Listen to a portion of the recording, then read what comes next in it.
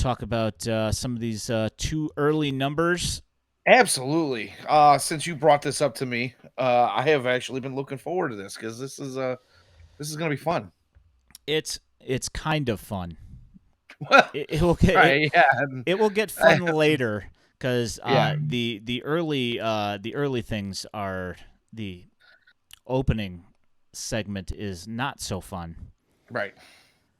So I went through and looked at the OPS for White Sox batters, and as I had mentioned to you off stream, that Luis Robert and Eloy Jimenez are at 605 and 600 OPS, and you look at their batting averages.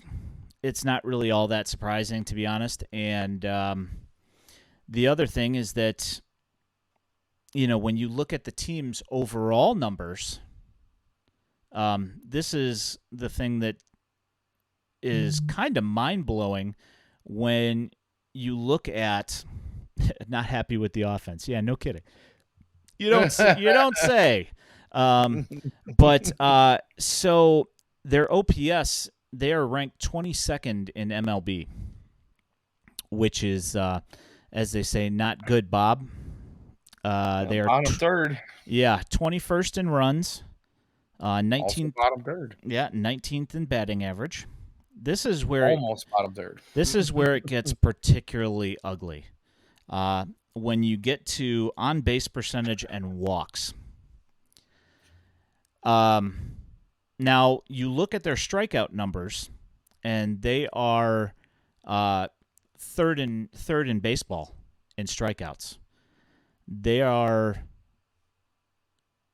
59 strikeouts, which the only teams that are better are the Cardinals with 54 and the Royals with I believe 51. So you've got the Royals their offense has been brutal. I think they're probably like 29th or 30th in like almost every single category. But they're not striking out a lot. But the thing for the Royals is they also haven't been walking. They've only walked 17 times this year. The White Sox not far ahead. They only have 19 walks, which, again, good for 29th in baseball. Like every other team other than the Royals is walking, and it's not like the disparity. It's not like really even all that close. I think the next team up is like at 24 or something like that. So it is a noticeable thing, and obviously that is going to affect their on base percentage. Now, that to me tells me though that let's just say a number like xWOBA. Uh yeah, xWOBA for you stat heads out there. It's weighted on base percentage or on base average, excuse me.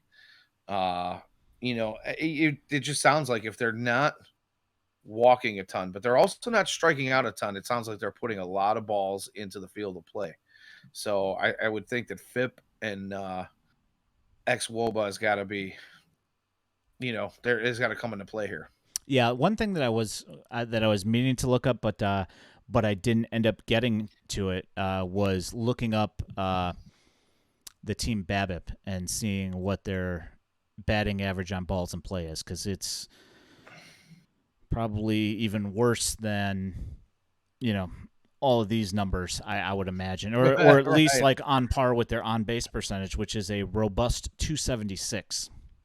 Oof. Yeah, which if you had a player on your fantasy team that had a 276 OBP, I have to think that you would be looking to drop that player at this point. So Right. obviously we know that things will change.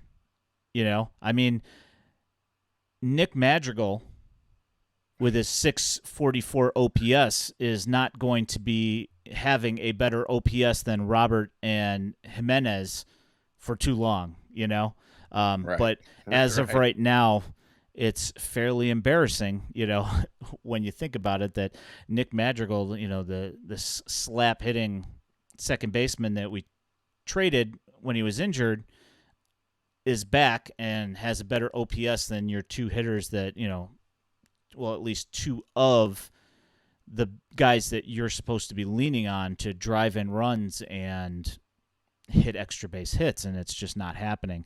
Right.